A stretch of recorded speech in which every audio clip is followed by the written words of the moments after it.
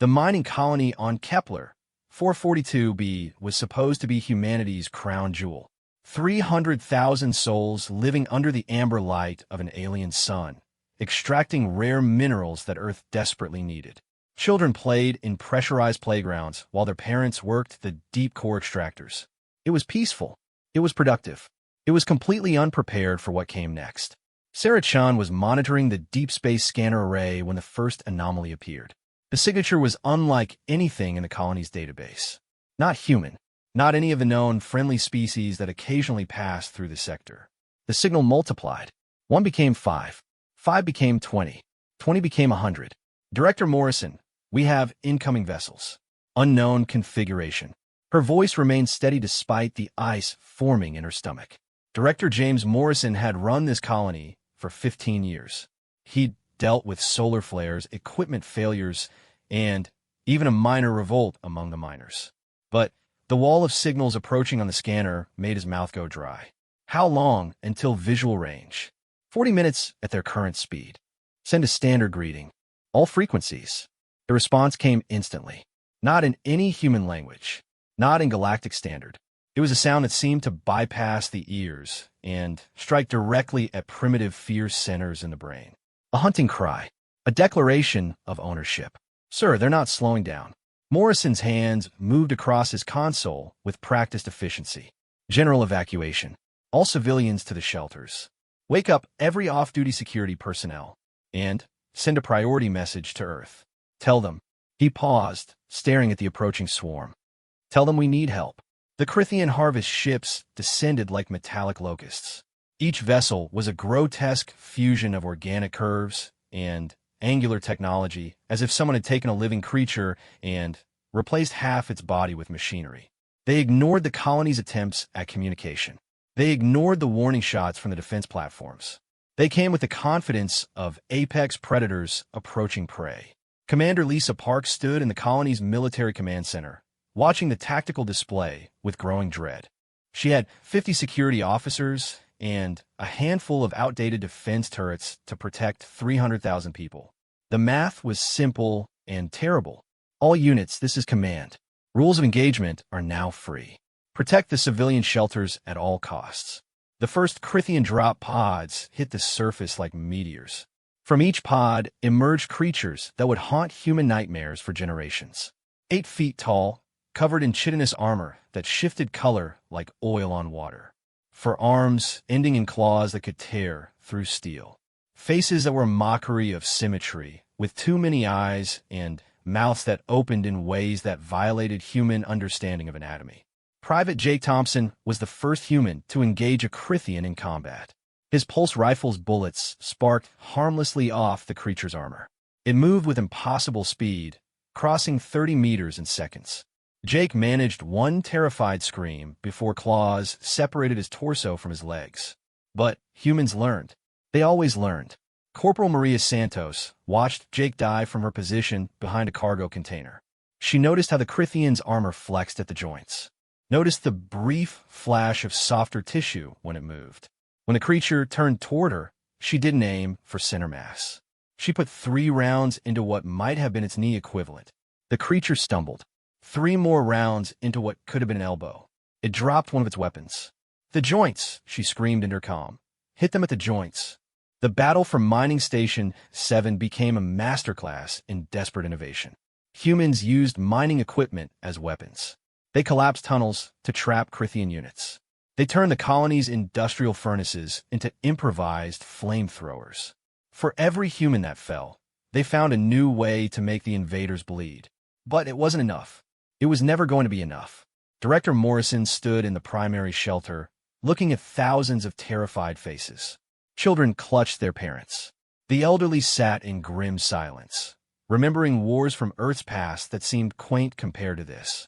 The shelter shook as something massive walked overhead. Can the shelters hold? Someone asked. Morrison didn't answer. He was watching his datapad, seeing security feeds go dark one by one, watching the defense grid fail, watching brave men and women die to buy minutes, not hours. The Crithian commander entered the human command center by tearing through the reinforced door like paper. It was larger than the soldiers, its armor more elaborate, covered in what might have been trophies from other conquered species. It surveyed the human defenders with 6 eyes that held a terrible intelligence. When it spoke, the translator system screamed in protest before producing words. Soft things. Pink things. You fight like prey that does not know it is prey. Your minerals will serve the Empire. Your proteins will feed our young. Your resistance is amusing. Commander Park stood among her surviving officers, blood running from a gash on her forehead. We're not your prey. We're humans. And we protect our own. The Crithian's laugh was like grinding metal. You are cattle that learned to hold sharp sticks. Nothing more. What happened next would be debated by military historians for centuries. Some say Park had always planned it. Others claimed it was desperate inspiration. The truth died with her. You're right about one thing, Park said, her hand moving to a device on her belt. We did learn to hold sharp sticks, but we also learned to split atoms. The Crithian commander tilted its head, not understanding. Park smiled. It was not a nice smile. Mining colonies need big power sources, nuclear reactors, and humans have this saying about scorched earth. The realization hit the Crithian commander just as Park activated the device. A dead man's switch. As long as she held it, the reactor remained stable. The moment she let go, you would kill your own young? The Crithian's voice held something that might have been surprise. To keep them from you? In a heartbeat. The standoff lasted 17 minutes. 17 minutes were the fate of 300,000 humans balanced on the steady hand of one commander. 17 minutes that were broadcast to every human ship and station in the sector. 17 minutes that changed everything. The Crithians withdrew. Not out of mercy, not out of respect, but out of calculation. They had expected easy prey and found something else. Something that would destroy itself rather than submit. It was inefficient. It was illogical. It was utterly alien to their way of thinking. As the harvest ships lifted off, leaving behind a scarred but unbroken colony, the Crithian commander sent a single message to its fleet. The humans are insane. On Earth, the emergency session of the United Nations Security Council had been running for 6 hours. The images from Kepler 442b played on repeat. Dead colonists, destroyed infrastructure, and Commander Park standing with her finger on the trigger of nuclear annihilation, staring down a monster. President Elizabeth Harper of the United States spoke first. Ladies and gentlemen, we've just witnessed an act of war against humanity. We don't have the ships, the Chinese premier interjected. Our entire defensive fleet is 70 vessels. The Crithians just sent 100 ships to attack a mining colony. Then, we build more ships, the Russian president said. With what technology? Our fastest vessels would take months to reach Kepler. By then, they'll have hit our other colonies. Harper's voice cut through the debate. Mars, Titan, Europa, maybe even Earth itself. Silence fell over the council.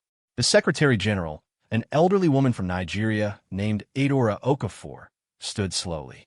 Then we have a choice. We can debate and committee ourselves into extinction. Or we can do what humans have always done when faced with annihilation. Which is, Okafor's eyes were hard as flint. We evolve. We adapt. We survive. And then she paused, looking at each delegate. We teach the galaxy why humanity survived every extinction event Earth threw at us. The vote was unanimous. Within hours, every industrial facility on Earth retooled for war production. Scientists who had been working on civilian projects found themselves drafted into weapons research. The petty conflicts between nations evaporated in the face of an existential threat. But it was in a small laboratory in Switzerland where the real revolution began. Dr. Yuki Tanaka had been working on exotic matter manipulation for 20 years. Her work was theoretical, abstract, the kind of science that won Nobel Prizes but had no practical application. Until now, if we can create a stable wormhole, even a microscopic one, we can send information faster than light, she explained to the military officials who had suddenly become very interested in her work. Information isn't ships, Doctor. No, but information includes weapon designs, shield frequencies, tactical data. She pulled up a hologram. More importantly, if we can send information, we can scale up. Drones, missiles, eventually ships. How long? Give me unlimited resources and the best minds on Earth. 6 months for a prototype. You have 3. Meanwhile, on the Crithian flagship, Supreme Harvester Zektel reviewed the reports from the failed harvest. The humans had resisted. More concerning, they had been willing to self-terminate rather than accept collection. It was unprecedented. Perhaps we underestimated them, his second-in-command suggested. No, Zektal's mandibles clicked in what his species considered laughter. We estimated them perfectly. Soft, weak, emotional. But we failed to understand that these traits could be weapons. No matter. We will return with a proper armada. We will take their colonies one by one. And when they have nowhere left to run, when they realize the futility of resistance, they will break. And if they don't, then we will have the honor of exterminating the galaxy's most stubborn pest. The Crithian fleet departed human space, leaving behind warnings to other colonies. Submit or face the fate of Kepler 442b. They expected fear. They expected capitulation. They did not expect what came next. On 100 human worlds, in 1,000 secret facilities, humanity did what it did best. It learned. It adapted. It prepared. The Crithians had shown humanity the face of galactic warfare. They had demonstrated advanced technology and ruthless tactics. They had also made a critical error. They had given humanity a common enemy. As the weeks passed, strange reports began filtering through the galactic communication networks. Human trading vessels had stopped appearing at major ports. Human diplomats had recalled from every embassy. The entire species seemed to be pulling back, isolating itself. "What are the humans doing?" the Altarian ambassador asked during a Galactic Council session. "Dying quietly, one hopes," the Crithian representative responded. "They learned their place." But in the depths of human space, in shipyards that had never built anything more dangerous than cargo haulers, something else was happening. New alloys were being forged. New weapons were being tested. And in the quantum laboratories of Earth, Dr. Tanaka's team was about to change the rules of warfare forever. The prototype was ugly. A mass of cables and exotic matter containment fields that took up an entire warehouse. But when Tanaka activated it, a small drone disappeared from the laboratory and reappeared instantly at a receiver station on Mars. "We just teleported matter across 225 million kilometers," she announced to the stunned military observers. "Give me another month, and I'll teleport something bigger." "How much bigger?" Tanaka smiled. It was the kind of smile that Commander Park would have recognized. "How big are your warheads?" The galaxy slept, secure in the knowledge that humans were just another species learning their place in the hierarchy. The Crithians planned their next harvest. The Galactic Council updated their records, moving Earth from harmless to minimal threat. Monitor. They had no idea that in the darkness between stars, humanity was preparing something that would redefine the very concept of warfare. They had no idea that pushing humans to the brink didn't break them. It transformed them into something far more dangerous. The warehouse beneath the Sahara Desert had once stored grain. Now it housed humanity's most closely guarded secret. Dr. Yuki Tanaka stood before a machine that looked more like modern art than a weapon of war. Cables twisted through exotic matter containment fields. Quantum processors hummed with calculations that would have taken previous computers millennia to complete. Initial field test in 3, 2, 1 mark. A steel sphere the size of a basketball vanished from the platform. Simultaneously, it appeared on a receiver pad 50 kilometers away. Then, it vanished again, reappearing at another pad 500 kilometers distant. Then 5,000. Each jump was instantaneous, defying every law of physics that humanity had once held sacred. General Maria Rodriguez, Earth's newly appointed supreme military commander, watched with eyes that had seen too much death on Kepler 442b. She'd been a colonel then, one of the few survivors who'd made it back to Earth with first-hand intelligence on Crithian tactics. How many jumps can it make? With current power consumption? About a dozen before the field destabilizes. But we're improving efficiency every day. Tanaka adjusted her glasses, a nervous habit from her academic days. The real limitation isn't power. It's targeting. We need exact coordinates for the destination. And if we don't have exact coordinates, best case, the object materializes in empty space. Worst case, it materializes inside something solid. Tanaka's expression was grim. The energy release would be significant. Rodriguez processed this information with the cold calculation of a career soldier. How significant?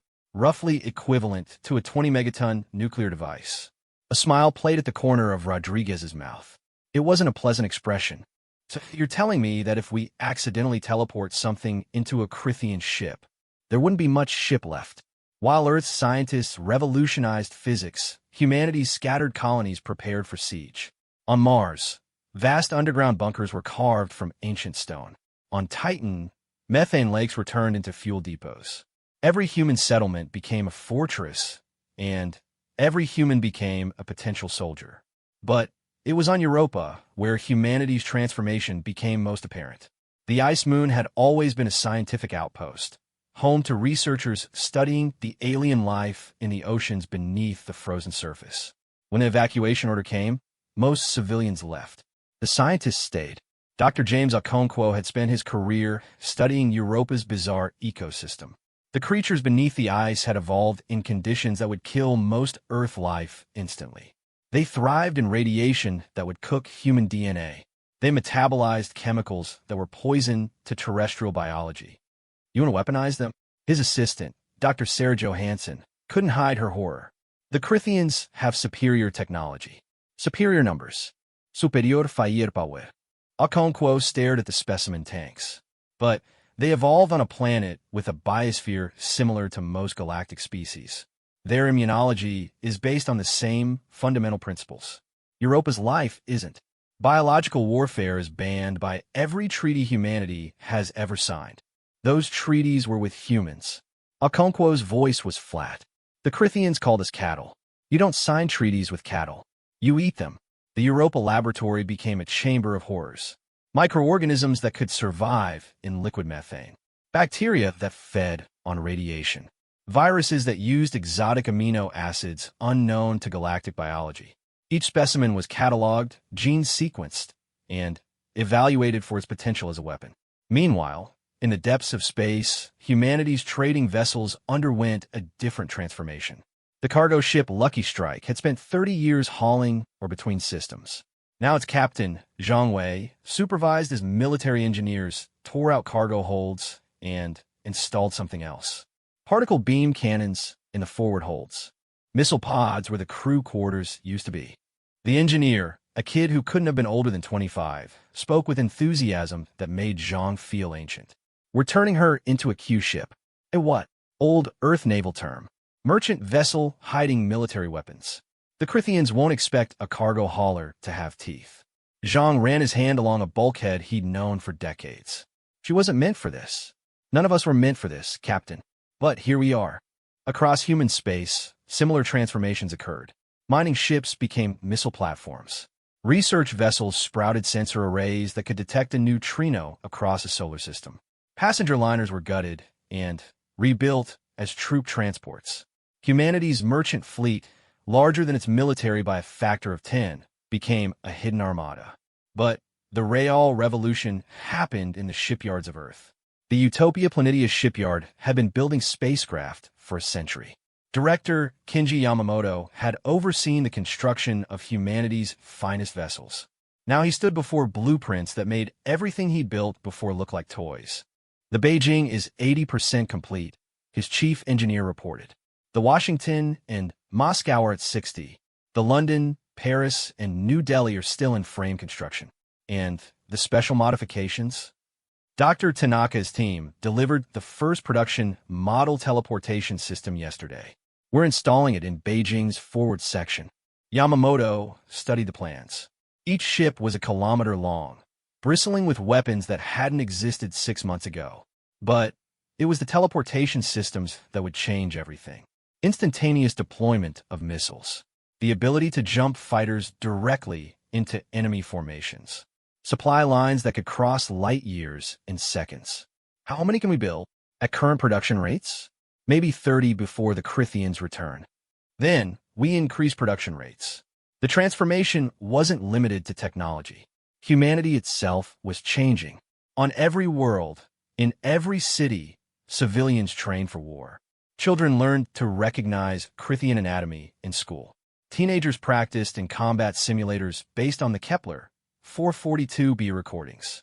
Adults took shifts in munitions factories or signed up for military service. Earth's population had been 9 billion. Within 6 months, 2 billion were under arms. Private Chen Lu had been an accountant before the Kepler broadcast. Now she stood in formation with her unit, pulse rifle steady in her hands. The training had been brutal. 20-hour days. Combat drills that left bruises on bruises. Psychological conditioning that would have been called torture in peacetime. Why do we fight? Sergeant Morrison bellowed. For humanity, the unit responded. What do we protect? Our own. What do we never do? Surrender. It was simple. It was tribal. It was exactly what humanity needed. In the gleaming halls of the Galactic Council, representatives from 100 species gathered for a regular session. The Altarians floated in their crystalline forms. The vegan delegation undulated their tentacles in greeting. The Crithian representative, Subcommander Thekal, stood apart, radiating the confidence of a predator among prey. The human situation has resolved itself, Thekal reported to the council. Their colonies remain quiet. Their trading vessels have withdrawn. They learn the price of defiance. Have you received their formal surrender? The Altarian's chimes held a note of concern. Prey does not surrender. It submits or it dies. The humans have chosen submission through silence. But Ambassador Zayla of the Centauri Collective wasn't convinced. Her species had traded with humanity for 50 years. She knew their history, their wars, their stubborn refusal to accept defeat. I request permission to send a diplomatic mission to Earth. Gnia, Takul's Mandiblas Klika. The harvest zone is under Crithian jurisdiction until collection is complete. No interference will be tolerated. You mean until you've stripped their worlds bare and eaten their children? The council chamber erupted in shocked whistles and chimes. Such directness was unprecedented. The Centauri delegate will retract her statement. The council moderator, an ancient being of pure energy, intoned. I retract nothing. The Crithians are predators. They've been predators since they achieved spaceflight. We've tolerated it because they only hunted species outside the council. But humans had achieved nuclear technology. They had nascent FDL. They should have been offered membership, not harvested. They were evaluated and found wanting, Thekal snarled. Soft, divided, barely able to leave their own system without killing each other. They are cattle. Clever cattle, but cattle nonetheless. Zayla's form shimmered with suppressed anger. Then, you understand nothing of humans. They are divided when they have no common enemy. Give them one. She trailed off, then continued more quietly. My people have a saying, the deadliest predator is the one that learned to use tools. The session ended without resolution. The Galactic Council continued its business, secure in millennia of precedent. The strong consumed the weak. It had always been so. They didn't notice the small probe that detached from a passing asteroid. Human stealth technology was primitive by galactic standards, but it didn't need to be sophisticated. It only needed to go unnoticed long enough to deploy its payload. The quantum transmitter activated, sending a burst of data to Earth. In the war room beneath Geneva, General Rodriguez received the intelligence packet. Detailed scans of the Galactic Council station. Fleet positions. Communication protocols. Everything humanity needed to know about the galaxy's power structure. Phase 1 complete, she announced to the assembled commanders.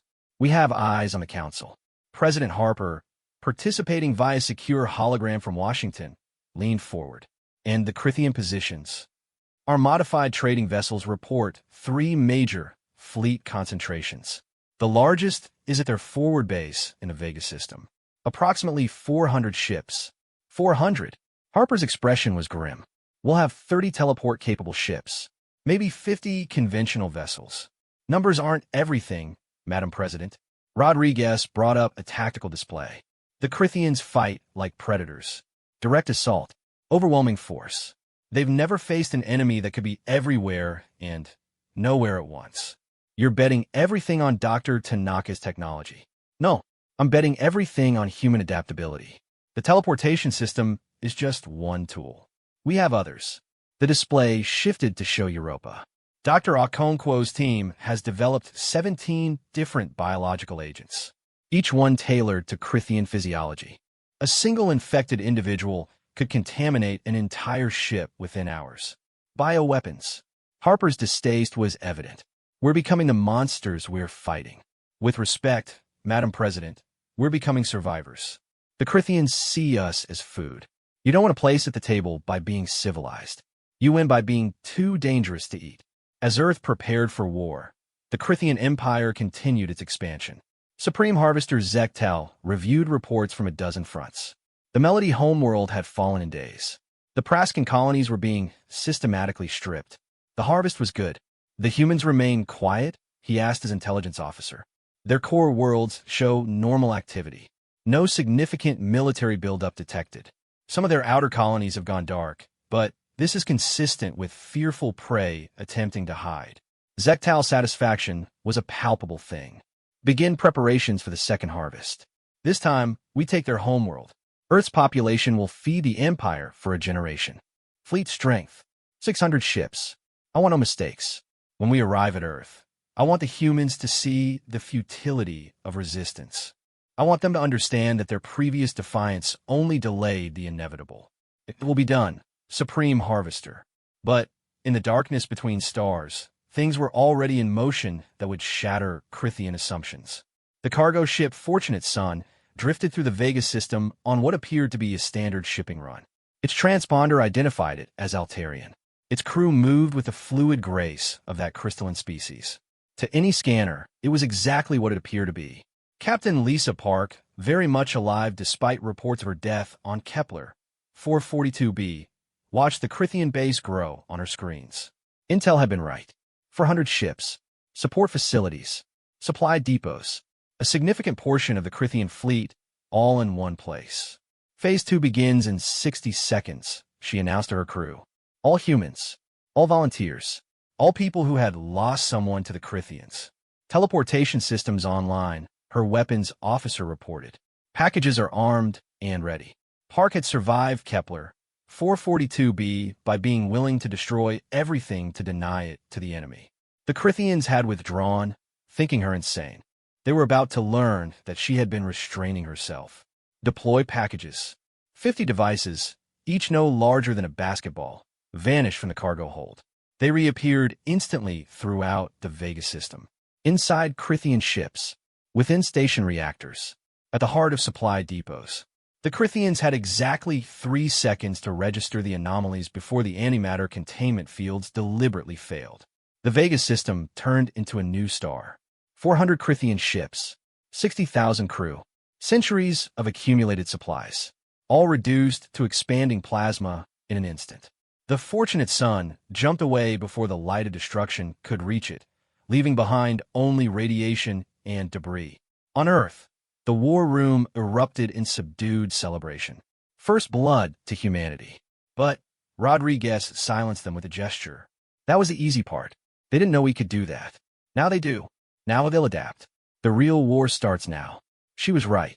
Within hours, every Crithian ship in the galaxy had recalibrated their sensors to detect quantum fluctuations. Within days, they developed rudimentary countermeasures. The advantage of surprise was spent. But humanity had more surprises waiting. The Beijing, humanity's first teleport-capable warship, emerged from Earth's shipyards like a sword pulled from forge. Captain David Anderson, a veteran of the Titan Defense Force, took command with a crew that had trained for this moment. All stations report ready, his XO announced. Teleportation grid is green. Weapons hot. Shields at maximum. Take us out, Helm. Let's show the galaxy that humanity has earned its seat at the table. As the Beijing accelerated away from Earth, followed by her sister ships Washington and Moscow, humanity's transformation was complete. In 6 months, they had gone from scattered mining colonies to a unified war machine. From prey to predator, the Crithians wanted to harvest humanity. They were about to discover that some crops bite back. The galaxy watched and waited, unaware that the rules of warfare were about to be rewritten. The Galactic Council maintained its schedules and protocols, confident in the established order. They had no idea that humanity was about to flip the table entirely. The Crithian response to Vega's destruction was swift and brutal. Every human colony in their reach was hit simultaneously, but they found empty worlds, abandoned cities, bare shelves where supplies should have been. Humanity had vanished like smoke. Supreme Harvester Zektal stood in the command center of his flagship, the Eternal Hunger, contemplating this impossibility. His intelligence officer cowered nearby, expecting death for this failure. 3 million humans on Proxima Centauri B gone. The Mars colonies. Empty. Even their orbital stations have been stripped bare. Zectal's 4 arms gestured at the tactical displays. Where did they go? Underground, perhaps? Our seismic scans show no significant subterranean structures. Then where? The Supreme Harvester's roar shook the chamber. Prey does not simply disappear. They run, they hide, they die, but they do not vanish. What Zectal didn't know was that humanity had orchestrated the greatest evacuation in history. Using Dr. Tanaka's teleportation technology, entire populations have been moved to prepared locations. Deep space stations hidden in asteroid fields. Generation ships disguised as derelict wrecks. Underground cities on worlds the Crythians had already harvested and abandoned. The crown jewel of this exodus was Haven Station, built inside a hollowed-out asteroid in a system with no name, no strategic value, and no reason for anyone to visit. 20 million humans now called it home. Administrator Rachel O'Brien walked through Haven's Central District, watching children play in parks beneath artificial suns. The station wasn't pretty, bare metal and recycled air, but it was safe. For now. Status report, she requested from her aide. Food production at 87% capacity. Water reclamation optimal. The new arrivals from Mars are settling in. Some friction with the Europa refugees, but nothing security can't handle. And our special guests? The aide's expression tightened. Secured in Laboratory Section 7. Dr. Okonkwo says they're ready. The special guests were Crythian prisoners captured during the evacuation raids. 37 individuals pulled from damaged ships or isolated outposts. They were about to serve humanity in ways they couldn't imagine. Dr. Okonkwo stood before a containment cell, studying his subject. The Crythian warrior inside had stopped its initial attempts to break free. Now it watched him with 6 eyes that burned with hatred. Magnificent biology, Okonkwo murmured to his team. Redundant organs, distributed nervous system. They could lose half their body mass and remain functional.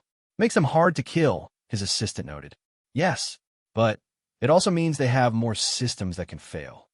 He held up a vial containing what looked like ordinary water. This contains approximately 1 billion copies of what I'm calling the Prometheus strain, a synthetic organism designed specifically for Crythian biology. What does it do? It targets their copper-based blood cells, converts them into a crystalline structure that's useless for oxygen transport. The process is slow, takes about 72 hours. But once it starts, it's irreversible. That's monstrous. Okonkwo turned to face his assistant, his expression harder than stone.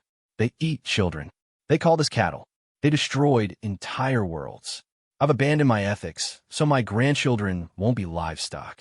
If that makes me a monster, I accept the title. While humanity prepared biological horrors, their fleets played a deadlier game.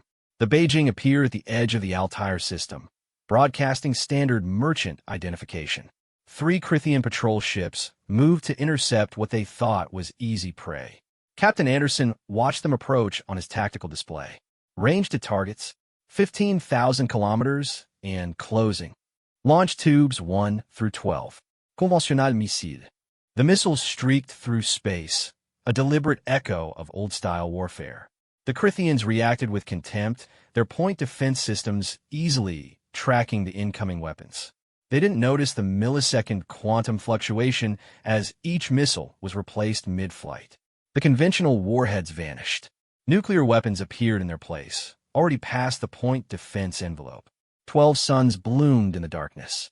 The Crythian ships didn't have time to scream. Jump us out, Anderson ordered. Random vector. Let's see them track us through quantum space. The Beijing vanished, reappearing light years away. Hit and run. Strike and fade. Humanity had learned from millennia of asymmetric warfare, and now they applied those lessons on a galactic scale.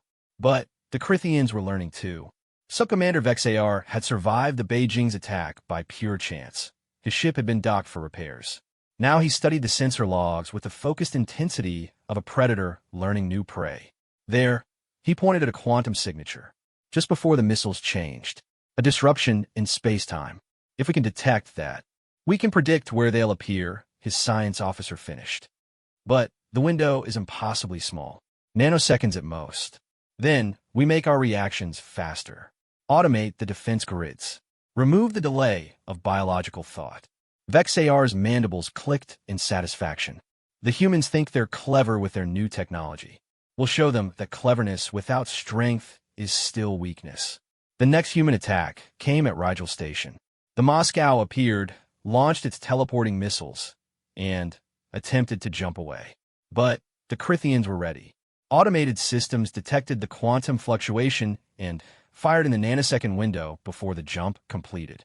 The Moscow reappeared in real space with half her hull missing. Captain Yuki Yamada had just enough time to order abandoned ship before the reactors went critical. Only a third of her crew made it to the escape pods. Humanity had drawn blood, but now they bled in return. In the hidden spaces where humanity gathered, the mood grew grim. The advantage was slipping away. The Crithians adapted too quickly, learned too well. What had been a revolutionary advantage was becoming a liability as enemy countermeasures improved daily. General Rodriguez convened an emergency meeting of the Joint Human Command. Admirals and generals from every surviving colony participated via quantum-encrypted hologram. "We've lost 4 ships in the last week," Admiral Chong reported. "The Crithians have developed predictive algorithms that can anticipate our jump exits with 70% accuracy." "Then, we stop being predictable," Rodriguez responded. "Random jumps, civilian ship identities. Make them question every vessel in space. That puts our actual civilians at risk. Our civilians are already at risk. Their food, remember?" Rodriguez brought up casualty figures. 8 billion humans at the war's start. We've evacuated 5 billion to secure locations. 3 billion are still in Crithian-accessible space. If we don't win this war, they're all dead. Or worse. President Harper, looking years older than she had 6 months ago, spoke from Earth. "What about Dr. Tanaka's new project?" Rodriguez nodded to the scientist, who stepped forward nervously. "We've been working on scaling. The power requirements for teleporting a battleship are enormous. But what if we went smaller? Much smaller?" She activated a holographic display showing microscopic spheres. Nanoscale teleportation bombs. Each one contains a few molecules of antimatter, individually harmless. But if we could deploy millions simultaneously, death by a trillion cuts. General Okonkwo murmured appreciatively. "The problem is delivery. They need to be inside the target to be effective. Past shields, past armor, past every defense. Leave that to us." A new voice interjected. Captain Park materialized in hologram form. Intelligence had kept her survival secret even from high command. "My ghost fleet has been studying Crithian patrol patterns. Give us the weapons, we'll get them delivered." The ghost fleet was humanity's best-kept secret. 50 ships crewed by the officially dead. Soldiers who had died at Kepler, 442b, or in subsequent battles. They had no records, no families waiting for them, no existence outside their mission. They were humanity's vengeful dead, and they were very good at their job. While the military plotted, other aspects of human society transformed. On Haven Station, the education system had been revolutionized. 8-year-olds learned quantum mechanics alongside their multiplication tables. Teenagers studied xenobiology and tactical analysis. Every human was becoming a potential weapon. Teacher Sarah Martinez stood before her class of 10-year-olds, a Crithian anatomical model rotating in holographic display. "Who can tell me the 3 primary weak points we've identified?" A dozen hands shot up. These children had never known peace. Or was there normal? "The secondary nerve cluster below the 4th arm," a boy answered. "A puncture there causes full paralysis in 17 seconds. "Excellent, Tommy. And why 17 seconds? "Because that's how long it takes their distributed nervous system to realize it's been compromised and reroute functions." Martinez nodded. "And in those 17 seconds, we strike the primary heart chamber and the respiratory sphincter," a girl continued. "Even with redundant organs, simultaneous failure of both creates a fatal cascade." It was horrifying. It was necessary. It was what survival looked like. The Crithian Empire, meanwhile, faced something they'd never encountered: doubt. The eternal predators found themselves checking shadows, questioning readings, hesitating before attacking seemingly helpless vessels. The humans had done something thought impossible. They'd made the Crithians afraid. Supreme Harvester Zektal called a war council aboard his flagship. Hundreds of Crithian commanders participated, their holograms filling the vast chamber. "The humans are insects," he declared. "Annoying, persistent insects. But insects nonetheless. We have lost ships, yes. But we have thousands more. They have dozens. Simple mathematics ensures our victory." "Mathematics don't account for their unpredictability," Subcommander Vexar dared to interject. "They violate every rule of warfare. They use weapons we've never seen. They appear and vanish like quantum ghosts. Then we change our approach." Zektal's decision came swift and terrible. No more hunting. No more harvesting. We glassed their worlds. All of them, starting with Earth. A ripple of unease went through the assembled commanders. Glassing worlds was wasteful. It destroyed resources the Empire needed. But Zektal's eyes held a fury that brooked no argument. "Assemble the Grand Fleet. 2,000 ships. Every weapon we possess. We will make an example of Earth that will echo through galactic history. Let every species know the price of defying the Crithian Empire." Unknown to the Crithians, their war council was observed. A human spy drone, no larger than a dust mote, recorded everything. The quantum burst transmission reached Earth in seconds. President Harper stood in the Situation Room, surrounded by humanity's leadership. The weight of billions rested on her shoulders. 2,000 ships. They'll be here in 3 weeks. She looked at each face. "Options. We evacuate Earth," someone suggested. "Save who we can. Abandon our home world." General Rodriguez's voice was ice. "Never. Then we die heroically? That helps no one." Dr. Tanaka cleared her throat. "There might be another option. It's insane. It violates every safety protocol we have. But, what if we don't fight them at Earth? What if we bring the fight to them?" She brought up a stellar map. "The Crithian fleet will mass at these coordinates before the final jump to Earth. 2,000 ships in close formation. If we could get something inside their formation. The nanobombs. No, something bigger." Tanaka's fingers danced over controls, bringing up technical specifications. "We've been thinking defensively. Small teleportation, surgical strikes. But the technology scales both ways. Instead of teleporting something away from Earth." Understanding dawned on Rodriguez's face. "We teleport something to them." "What something?" Harper demanded. Tanaka's answer was barely a whisper. "Europa." Silence filled the room as the implication sank in. Europa, the ice moon. 63 sextillion kilograms of ice, rock, and water. Home to 3 million humans who could be evacuated. Also home to Dr. Okonkwo's biological weapons laboratory, and enough conventional explosives to crack the moon's shell. You want to teleport an entire moon? Not exactly. We crack it first, turn it into 1 trillion projectiles. Then, we teleport the debris field directly into the Crithian fleet formation. Every chunk arrives at significant fraction of light speed due to teleportation exit velocity. The kinetic energy alone would annihilate everything within 1 million kilometers, Rodriguez finished, including any human ships in the area. "The Ghost Fleet volunteers," Captain Park's voice came through the quantum comm, "will keep them focused on us. Make sure they stay in formation." Harper closed her eyes, seeing the weight of history balanced on a knife's edge. "Begin evacuation of Europa. All civilians off within the week." And Dr. Tanaka started calculations. "If we're going to throw a moon at them, I want to make sure we don't miss." As Europa's population fled their home, work crews descended into the moon's depths. Nuclear charges were placed at strategic points throughout the ice shell. The biological weapons laboratories were converted into massive production facilities, coating ice chunks with enough pathogens to infect 1,000 worlds. The Crithian Grand Fleet assembled, secure in their superiority. They had no idea they were gathering for their own funeral. On Earth, in hidden bunkers and secret facilities, humanity prepared for what might be their last stand. Children learned to field strip weapons. Scientists worked around the clock to squeeze every possible advantage from their technology. Soldiers drilled for a battle that would determine the survival of their species. The countdown began. 3 weeks until the Crithian fleet arrived. 3 weeks to prepare the greatest ambush in galactic history.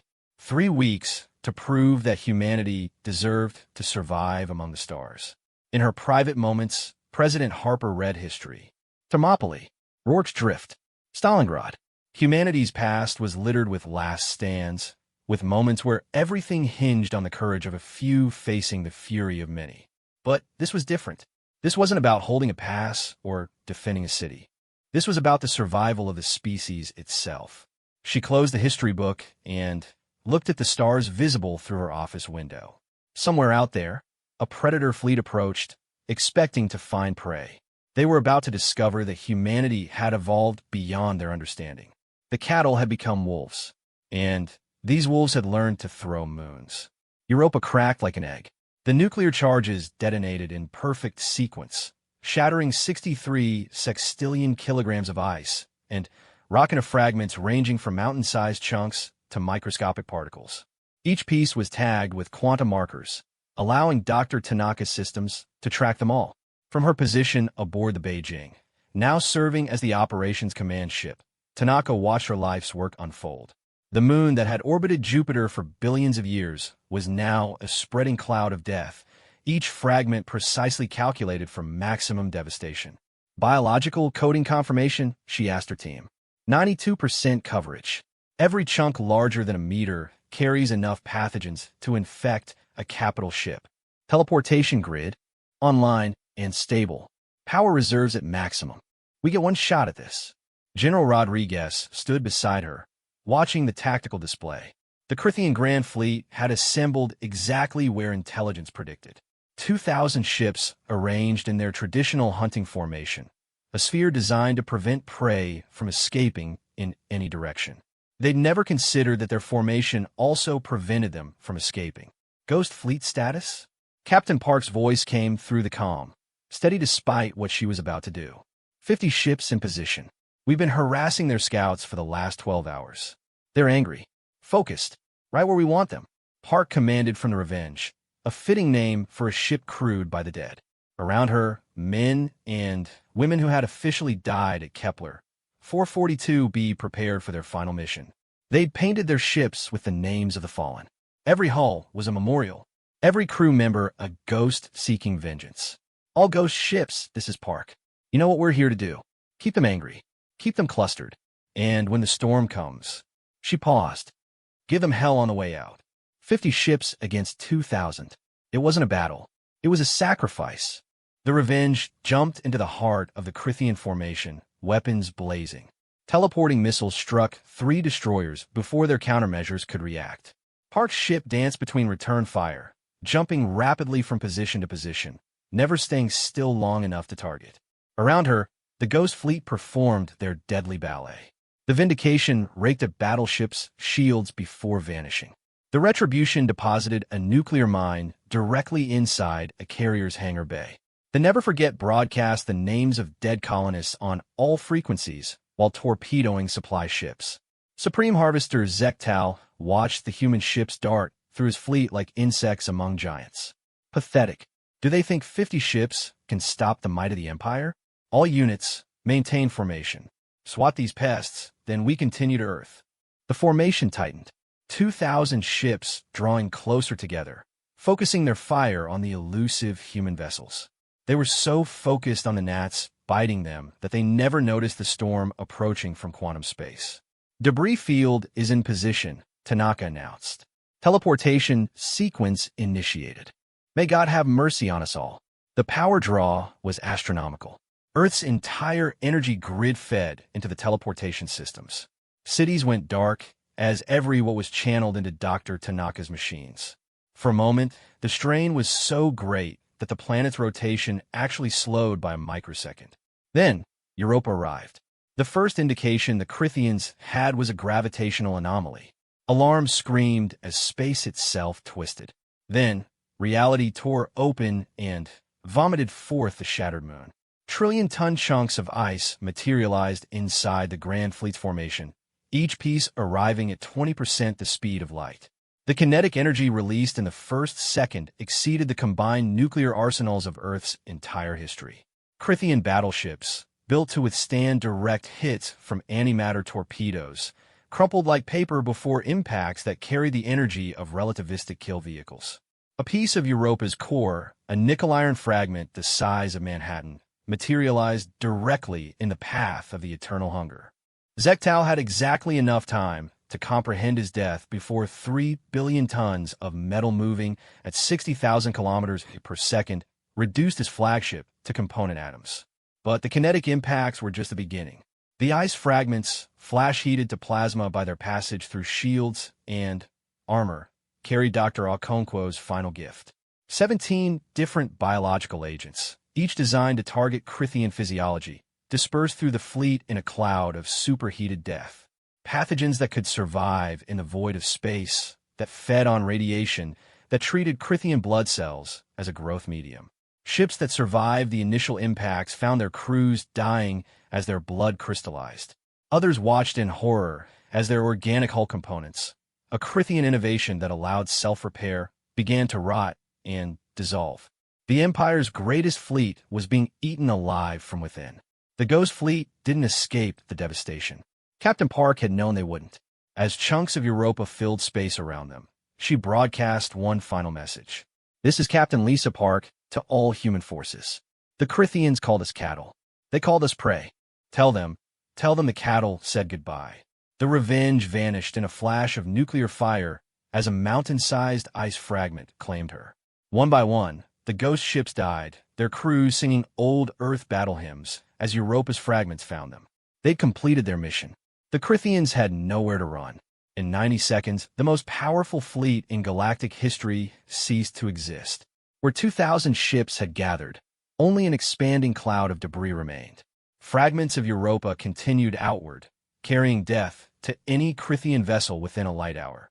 The biological agents would spread further, a plague upon their entire species. On Earth, the lights came back on. In command centers around the planet, military personnel stared at tactical displays that showed empty space where the enemy fleet had been. Confirmed kills? General Rodriguez asked, her voice barely steady. Approximately all of them, General. The entire Grand Fleet is gone. Silence. Then, someone started clapping. Then, another. Soon every command center on Earth echoed with applause, with tears, with the primal joy of survival against impossible odds. President Harper addressed the planet an hour later. Her words were simple. The Crithian Empire sent their greatest fleet to destroy us. That fleet no longer exists. Humanity survives. But our fight is not over. We've shown the galaxy that we will not be prey. Now we must show them we can be more. The aftermath came quickly. Within days, reports arrived from across Crithian space. The biological weapons had spread beyond anyone's predictions. Infected ships had returned to port, carrying death to orbital stations and planetary populations. The Prometheus strain mutated, adapted, evolved. What had been designed to kill soldiers now threatened civilians. Dr. Okonkwo watched the casualty reports from his laboratory on Haven Station. The numbers climbed hourly. Thousands. Millions. Potentially billions. We become death, his assistant whispered. Genocide on a galactic scale. They would have done the same to us, Okonkwo replied, but his voice lacked conviction. Creating weapons was one thing. Watching them consume a civilization was another. But humanity wasn't given time for moral reflection. The destruction of the Grand Fleet had sent shockwaves through the galaxy. The Galactic Council called an emergency session. For the first time in recorded history, they were afraid. Ambassador Zayla of the Centauri Collective stood before the assembly, her form radiating distress. The humans have destroyed the Crithian Empire's military capacity in a single engagement. They've deployed biological weapons that threaten to exterminate an entire species. This is unprecedented. This is survival. A new voice interrupted. The council turned to see a human figure materialize in their midst. General Rodriguez stood in full military dress. Her hologram broadcast directly into the secure chamber through technologies they didn't know humanity possessed. You're not authorized to be here, the council moderator intoned. Neither were the Crithians authorized to eat our children. Yet here we are. Rodriguez gestured to the assembly. You watched as they hunted us. You classified us as prey. You stood by while they attacked our colonies.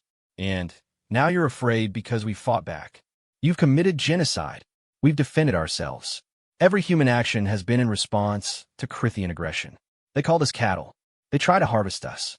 We showed them that even cattle can stampede. The Altarian representative chimed urgently. The biological weapons must be stopped. They threaten the entire galaxy. Rodriguez smiled coldly. Dr. Okonkwo, would you care to respond? Another human hologram appeared. Okonkwo looked older, worn by the weight of his creations. The pathogens were designed with a simple flaw. They can't survive in environments with greater than 12% nitrogen in the atmosphere. Most galactic species breathe nitrogen-poor air. Humans don't. The plague will burn through Crithian space, then die out naturally. Unless what? Unless we provide the antidote, which we've already developed. But why should we save those who tried to exterminate us? The implications hung in the air. Humanity held the power of life and death over an entire species. The prey had become the ultimate predator. What do you want? The council moderator's energy field flickered with what might have been fear. Recognition, Rodriguez stated simply. Humanity demands a seat on a galactic council. Full membership. Equal standing. No more classifications as prey or harvest species. We've proven we belong among the stars. Acknowledge it. And if we refuse, then we'll take our seat anyway. You've seen what we did with 6 months of preparation. Imagine what we could do with 6 years. Or 60. The vote was swift and unanimous. Humanity was granted full council membership, the fastest elevation in galactic history. The predator-prey dynamics that had governed galactic civilization for millennia shifted in a single moment. But victories in war rarely come without prices. As human fleets returned to Earth, they carried the weight of what they'd done. Ships named for the dead had crew who couldn't sleep, haunted by the screams of dying Crithians. Scientists who'd revolutionized physics now wondered if they'd doomed the galaxy to an arms race that would end in mutual annihilation. Captain David Anderson stood on the bridge of the Beijing, looking at Earth through the viewscreen. His ship had fired the first shots of humanity's retaliation. Now he wondered if they'd fired the last shots of galactic peace. Sir, his communications officer interrupted. Priority message from Haven Station. The message was brief, but universe-changing. Crithian survivors requesting asylum. Approximately 2 million individuals in scattered fleets. They're willing to surrender unconditionally in exchange for the antidote. Anderson felt the weight of command. 2 million lives hung on his response. The same species that had tried to eat humanity's children now begged for mercy. Grant them asylum, he ordered. Set up quarantine zones on the outer colonies. Full medical support. We'll show them what humanity can be when we're not fighting for survival. The transformation of humanity from prey to predator was complete. But the greater transformation was just beginning. Having proven they could destroy, humans now had to prove they could build. Having shown they could hate, they had to demonstrate they could forgive. The Crithian refugees arrived at human colonies to find medical teams waiting with antidotes. They expected slavery or death. Instead, they found something incomprehensible to their predator mindset: mercy from those they'd tried to consume. Subcommander Vexar, one of the highest-ranking survivors, stood before President Harper in a secured facility on Mars. His proud warrior frame was diminished by disease, but his 6 eyes held a mixture of defiance and confusion. Why? He asked simply. Why save us? We would have devoured your species without thought. Harper studied the creature that had haunted humanity's nightmares. Because we choose to be better than our fears. You saw us as cattle. We could see you as monsters. Instead, we choose to see you as people who can learn. The question is, can you? It would take years for the full impact to be understood.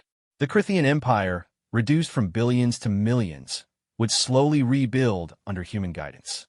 Their predator culture would struggle to adapt to a galaxy where the prey had become teachers. The Galactic Council would never be the same. Humanity's representative, Dr. Yuki Tanaka, sat among beings who had once dismissed her species as insignificant. Her first proposal was radical, a mutual defense pact. Any attack on a council member would be met with unified response. The age of unopposed predation was over. You're asking predator species to protect prey, the vegan delegate observed. I'm asking civilized beings to protect each other, Tanaka corrected. The concepts of predator and prey are obsolete. We're all just people trying to survive in a hostile universe. We can do it better together. The vote was contentious but passed. The galaxy's first mutual defense treaty bore humanity's fingerprints and Earth's hard-learned lessons. On Europa, or where Europa had been, a memorial station was constructed. Floating in the debris field of the shattered moon, it bore the names of every human who died in the war. But it also carried something else, the names of the Crithian dead. Enemies in life, equal in death. Captain Park's name was etched in quantum steel at the memorial's heart. Along with her final words, the cattle said goodbye. Below it, added later by Crithian survivors, was a response, and the predators learned to listen. The galaxy had expected humanity's fierce retaliation to end in extinction, either human or Crithian. Instead, it ended in transformation. The soft species from a backwater world had done more than survive. They'd changed the fundamental rules of galactic civilization. No longer would strength alone determine survival. No longer would technology be the sole measure of advancement. Humanity had introduced something new to the galaxy's equation. The idea that true strength came from choosing not to use it. Earth still bore the scars of near extinction. Empty colonies reminded humans of how close they'd come to annihilation. But those scars became teaching moments. Human schools hosted Crithian students learning about compassion. Crithian warriors taught human soldiers about honor. Two species that should have destroyed each other instead became unlikely partners in redefining galactic civilization. The transformation wasn't easy. Protests erupted on human worlds when Crithian refugees arrived. Crithian hardliners attempted revolt, unable to accept their new reality. But progress, like evolution, moved forward despite resistance. General Rodriguez retired after the war, but not before establishing the Galactic Defense Academy, a military institution open to all species. Her final speech to the first graduating class, which included human and Crithian cadets, encapsulated humanity's journey.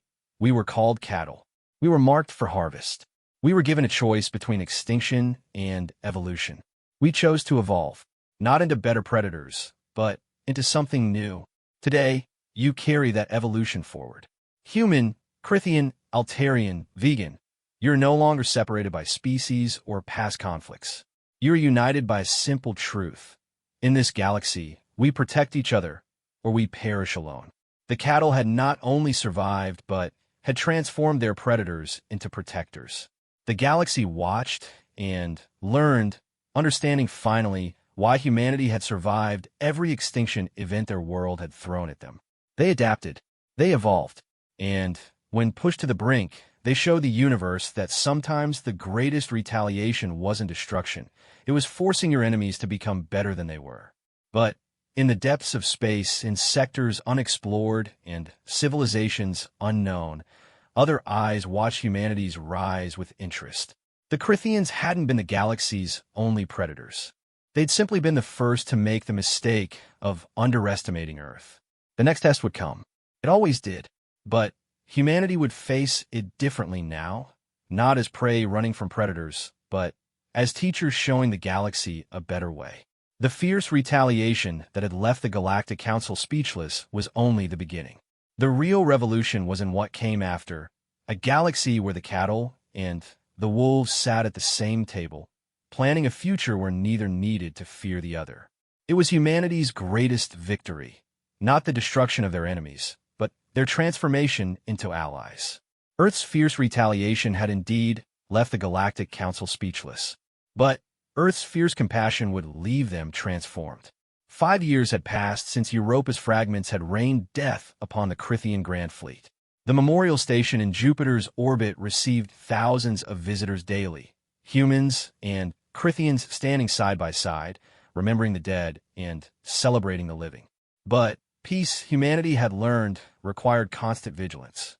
Admiral Sarah Chun, promoted after the war, stood on the bridge of humanity's newest vessel, the UES Harmony.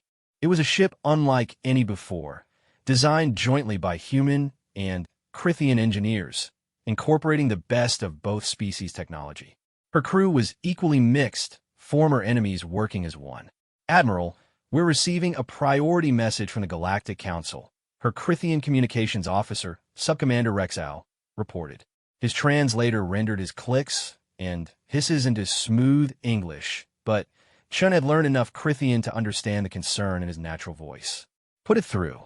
Dr. Tanaka's image appeared, and Chun immediately noticed the worry lines that hadn't been there during their last conversation. Sarah, we have a situation. Deep space monitors have detected something concerning. Massive energy signatures moving through dark space, heading toward Council territories. How massive? Each signature dwarfs a Crithian mothership. We count at least 50, possibly more. They're using some kind of stealth technology we can barely penetrate. The only reason we detected them at all is because of the gravitational distortions. Chun felt her blood chill. Origin? Unknown. They're coming from beyond the galactic rim, from sectors we've never explored. But, Sarah, their trajectory takes them directly through former Crithian space. The colonies were helping rebuild. Chun turned to her tactical officer, Commander James Park, nephew of the legendary Captain Park. Set course for the Crithian refugee worlds. Maximum speed. Aye, Admiral. But our quantum drives I know what they need, Commander. Make it happen. As the Harmony jumped toward danger, the Galactic Council convened an emergency session. The chamber that had once dismissed humanity now looked to them for leadership. The transformation was complete. The cattle had become shepherds. These signatures appeared 3 days ago, the Altarian representative chimed.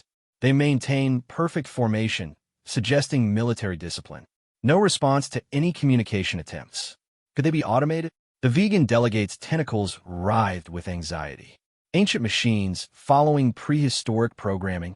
The energy patterns suggest active biological crew, Dr. Tanaka responded.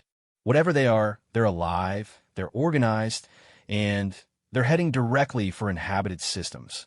Ambassador Rodriguez, the general had accepted the diplomatic post after retirement, studied the data. The Crithians were the galaxy's apex predators for millennia. Do they have any enemies? Any species that might seek revenge for ancient wrongs? The chamber fell silent. Then, slowly, the eldest Crithian representative stood. Matriarch Zakura, one of the few Crithian leaders to survive the plague, spoke with the weight of centuries. There were stories, legends from before we achieved spaceflight. The old hunters, we called them, beings that came from the void between galaxies, harvested entire worlds, then vanished. But they were myths, stories to frighten hatchlings. Myths don't create gravitational distortions, Rodriguez observed. Tell us everything. Meanwhile, in the Crithian refugee sectors, 2 million survivors of a broken empire tried to rebuild. The colony on New KRYTH, humans had given them a world in a gesture that still confused the predator species, bustled with activity. Crithian younglings played alongside human children in integrated schools. The sight would have been impossible 6 years ago. Former Supreme Commander Vexar, now serving as colony administrator, walked through the market district with his human advisor, Maria Santos, the same corporal who discovered the Crithians' joint weakness during the first battle. The integration proceeds well, Santos observed, watching a human merchant haggle good-naturedly with a Crithian customer. Your people adapt quickly. We must. The alternative is extinction. Vexar's mandibles clicked in what humans had learned was amusement. Though I still find your mercy incomprehensible. In our place, we would have exterminated you all. That's the difference between us. You evolved as predators. We evolved as survivors. Sometimes survival means knowing when not to kill.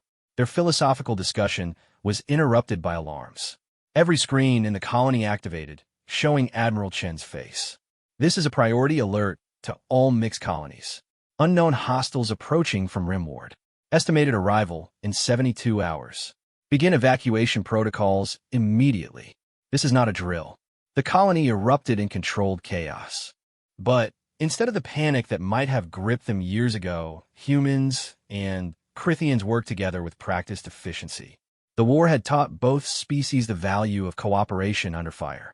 In deep space, the Harmony dropped out of quantum space at the edge of the refugee sectors. Admiral Chen's mixed crew worked with seamless precision, scanning for threats. What they found defied understanding. Admiral, her science officer, Dr. Lisa Wong, voice trembled. The approaching objects aren't ships. They're creatures, living beings, each one the size of a small moon. The main screen displayed the impossible. Vast organisms swimming through the vacuum of space, their bodies generating the energy signatures that had triggered alarms across the galaxy.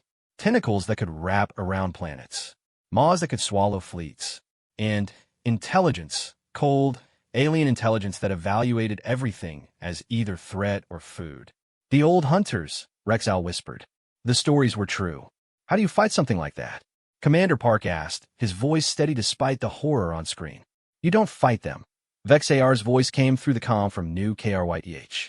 According to legend, you run. You hide. You pray they pass by. Entire civilizations vanished when the old hunters came. That's why the Crithians became predators. We were trying to become strong enough to survive them. Admiral Chun studied the creatures with a tactical eye that had served humanity through its darkest hour. They're organic. That means they have biology. Biology means weaknesses. Dr. Wong, I want full spectrum analysis. Everything from their chemical composition to their neural patterns. Admiral, with respect, these things eat planets. What can we possibly? We threw a moon at a fleet and won. We turned predators into allies. We do the impossible because the alternative is extinction. Chen turned to her crew. Humanity didn't survive by accepting defeat. We're not starting now. The next 70 hours transformed the refugee sectors into the galaxy's largest military laboratory. Human and Crithian scientists worked around the clock, analyzing data from the approaching creatures. Dr. Okonkwo, his hair now white from the burden of his wartime creations, led a joint biological team. They're silicon-based, he reported to the Emergency Council. Completely different from any life we've encountered. They feed on energy, stellar radiation, planetary magnetic fields, even the bioelectropatterns of living creatures. A planet with a thriving biosphere would be a banquet to them. Can we poison them, like we did with the Crithians? Okonkwo's expression was grim. Our biological weapons are carbon-based. To these creatures, they'd be as harmless as dust. We need a new approach. It was a young, Crithian scientist, barely out of adolescence, who provided the breakthrough. Tekvar had been born during the war, raised in the integrated colonies where human creativity merged with Crithian ferocity. What if we don't try to kill them? He suggested during a brainstorming session. What if we make ourselves unappetizing? The room turned to him. Admiral Chun leaned forward. Explain. They feed on energy patterns. What if we could disrupt our own patterns? Make our bioelectricity chaotic, discordant? Like making food taste bad. Dr. Tanaka's eyes lit up. Quantum field manipulation. We could create an interference pattern around our worlds. It wouldn't stop them, but it might make them decide we're not worth the effort. How long to implement? 48 hours for a prototype. But, Admiral, we need to coordinate across every inhabited world. The field would need to encompass entire solar systems. Then, we'd better get started. The next 2 days saw the greatest cooperative effort in galactic history. Every species contributed. The Altarians provided their crystalline matrices for enhanced computation. The vegans offered their biotechnology for rapid construction.